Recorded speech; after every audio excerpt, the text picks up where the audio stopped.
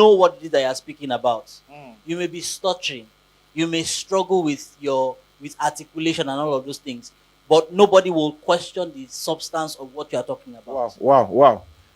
Please appreciate now.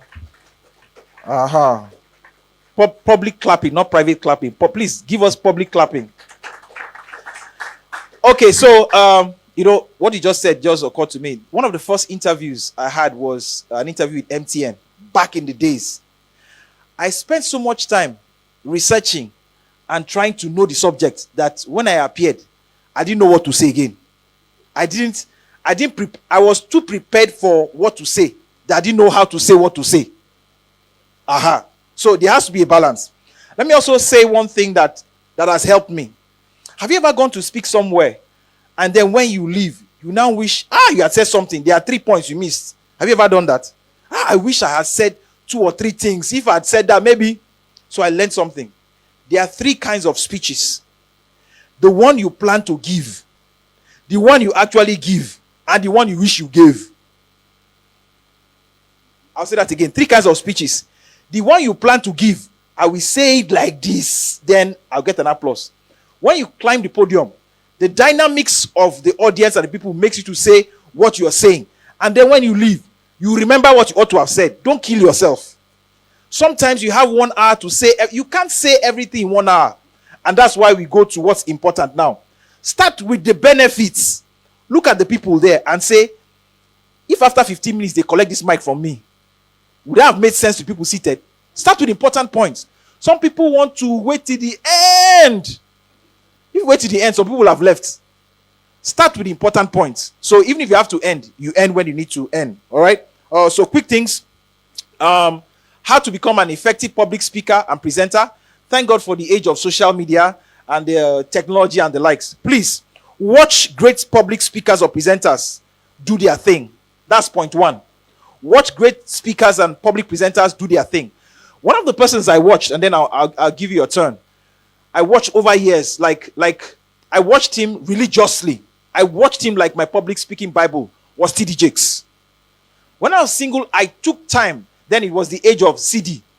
I watched this man back to back to back to back. And I saw how this man turned normal public speaking to a story. How he brought you into his world. Little wonder his Times Magazine has called him America's best preacher. And he said something. Everywhere I go to speak, I don't know why the audience stand up. He said he doesn't know why they stand up. No matter what he says, you find yourself standing up. T.D. Jakes is that speaker that, we'll get to that part. Even his walk, when T.D. Jakes is talking, the way he keeps his hand on the podium is story. T.D. Jakes is talking to you, and he's talking about the steps of life. He did not talk about the steps of life, but his next point is about the step of life. Before he moves towards that point, T.D. Jakes knows his step. And he says, then when you take the step of life, he does it so. How does he do it? So I took my time to study this man. And so that's one person I learned from over time. Okay? Yes. The point he made about starting with the benefits first. I remember a certain time I was asked to, I think it was a Wednesday service. The pastor had asked me to preach. And I found out that, so I'm somebody who tries to walk, I try to walk to a crescendo. There are different types of speeches. You have the one where you start with the hits first, you start with the major points, and then you now begin to explain down. I prefer to build up, to the main point. But I noticed that in trying to build to the main point, time don't finish. So when I got to where I wanted to actually deliver the point of my sermon, I was rushing to finish it. So yeah, everything boils down to, again, knowing the amount of time you have. So now, when I know the time that's allotted to me, I know the kind of sermon to preach. So that's very key. Okay. And he talked about T.D. Jakes. I like to say that some of the best people that you can learn public speaking from are pastors. Say that again, please. Some of the best people that you can learn public speaking I agree. are pastors. Most of them, T.D. Jakes has been doing this for upwards of 30 years. Most of them have learned over the years. They have learned how to master the stage. They have learned how to. They know they know the game. And even though they are doing it from a biblical or spiritual perspective, but there are mechanics Same principles. of it. There are mechanics of it. If you take that and you adopt it, you would be able to make headway anywhere you go to the public. All right. Okay. So the camera will have to roll too from time to time. So this one will require the podium. Relax your body language. You know what body language is? Body language suggests that the body speaks, right? If you're tall, slim, there's a way to carry yourself. Don't carry yourself as if you're those guys that stand in front of wedding venue. If you're on the low side, know how you carry yourself. And I've also said something. Sometimes how you come off to the audience determines how receptive they are to you. If you are on the small side, and this is not fair, but that's how life is. If you're on the small side and you are speaking, and you put your hands in your pocket, some may say that person is confident. If someone that's bigger puts their hand in their pocket, some may say that person is proud. That's how life is. So that's why one of the things we say, try as much as possible. Thank God we have phones now to get someone to record you. If you can't get a recording of your speech or presentation, have someone in the crowd. So we normally say go with someone for presentation. Let the person be in the crowd. Just take. So at the end of the day, you can review what you look like in that video. So proper posture, eye contact. Some people are talking, and I know where we started learning, they said don't look at people in the eyes, look at their heads. But my brother, if you look at people's heads, you look at them, how can you tell when your speech is too long or people are uncomfortable? And that's why we said in the last part, that's what he said, have 2 or 3 people in the crowd that you can look at that can give you that vibe, like you are getting it right. And then check someone else, because you may actually be boring. And boring does not mean time to go home. Maybe switch that tempo or get out of that place. I go to places and someone is speaking. People are yawning. People are sleeping. Some people sleep because they sleep at home, whether your speech is good or not. I'm talking about a whole line sleeping. My brother, you are I don't know what language you use. It's time to just leave the place. Okay, so make eye contact. Eye contact speaks confidence, Get that one person in the crowd that you can look at and gives you vibes. And I said during the last time we had, Sister Joy was there. Sister Joy was the most animated of everybody in the group. She was like, yes. She was, So I look at that person and get that kick I need to speak. But eye contact, don't stare for too long, so you don't make someone uncomfortable. See, there's a balance to this thing. Don't stare for too long, or you make someone uncomfortable. I'll take this point, and then I'll allow you to take the next 2. Right? I talked about breath control. So you see the speakers. If you're a marathon speaker, some people I've heard of people dying on the pulpit. Yeah? I've heard of people who because it's a place of exercise in these things. You want to speak like TD Jakes. Meanwhile, you just started yesterday. You want to come and kill yourself? TD Jakes that can speak for, there are men of God that can do 5 services, even though we are not saying do 5 services, and they'll still go and eat amala and sleep very well. Some people cannot do one. Start from where you are with what you have to do what you can. I don't know how to repeat that one. Don't try to emulate someone doing what stuff. He was right. After TD Jakes, the next person I watched was Sam Adeyemi. I'm speaking about the personality of speakers. You can't be like every other speaker. That's why I said pick what works for you. Sam Adeyemi, if you know him, the man does not do ja. One spot, but what he says touches you. So maybe another kind of speaker, another flamboyant speaker. Don't kill yourself. Stay on a spot. Let your words do the touching. All right. One more. I've talked about preparing talking points. Preparing talking points. Your message. We'll get to the body of the message. Please, if you're not blessed with a blessed memory, don't try to cram all your speech. If a microphone falls or a glass cup falls, your memory can wipe off. I've been to a place and my speech back then was based on cramming. You're in church, you can't lie. 5 minutes before climbing the stage, I don't know what happened. My memory card just wiped. I was shaking. I don't know where. And sometimes, sometimes it's you forgot the topic, so you miss the middle line.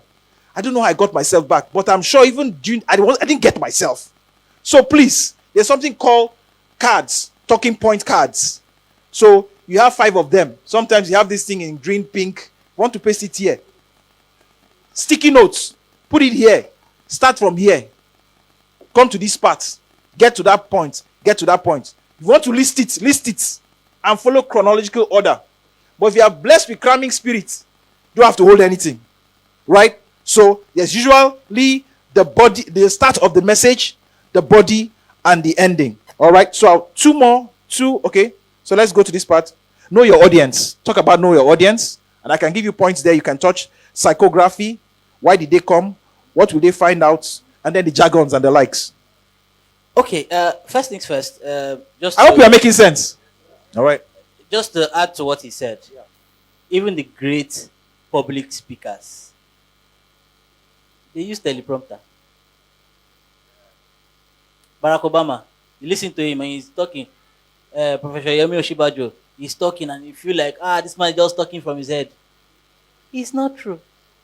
There's one very, very small, tiny something just in front of him.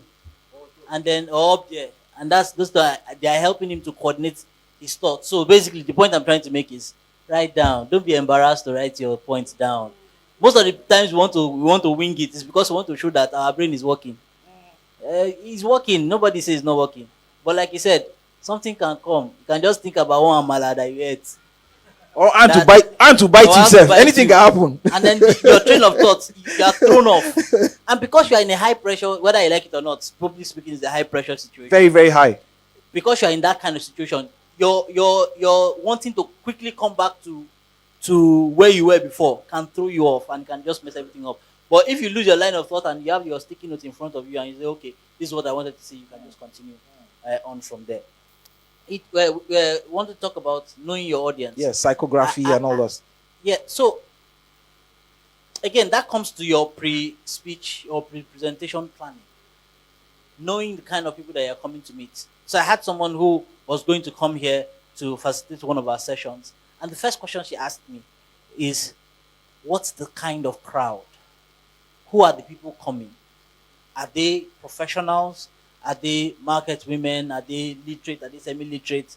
And I said, it's a mix of it. She said, okay, so that I can know how to prepare. Because again, if I am going to, I do a bit of this in my academic circles.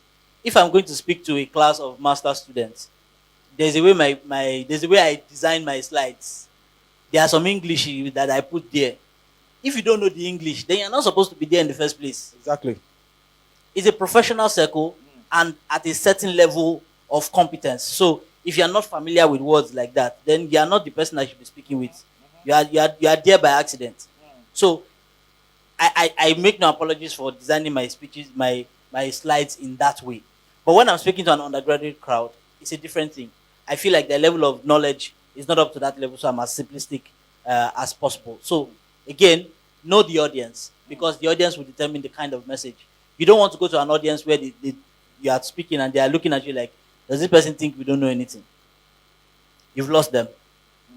You also don't want to go to an audience where you are speaking, and I remember one time I was speaking in Hype, and after the message, Pastor Ruth comes to me and said, you didn't follow secondary school people talk PhD English.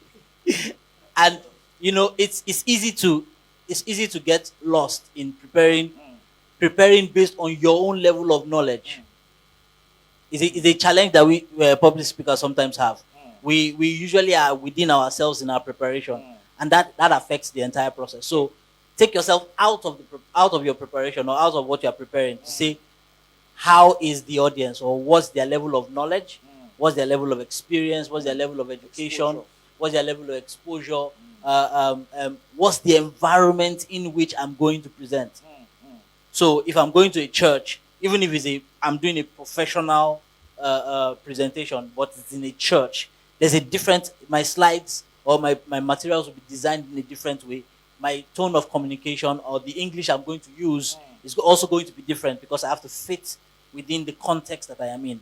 That's very, very important. So your demographics, you talked about psychographics. Psychographics generally. So again, it boils down to if I'm coming to Oh, let's do psychographics again. You are using that professional. So what's psychographics? psychographics is basically the understanding of people's mental makeup, how they are, what's their mannerisms, what's their behaviors, how they think, what's the motivation for their thinking. This differs from demographics because demographics basically does have how old are they male or female, are they employed or unemployed, are they rich or poor, middle class,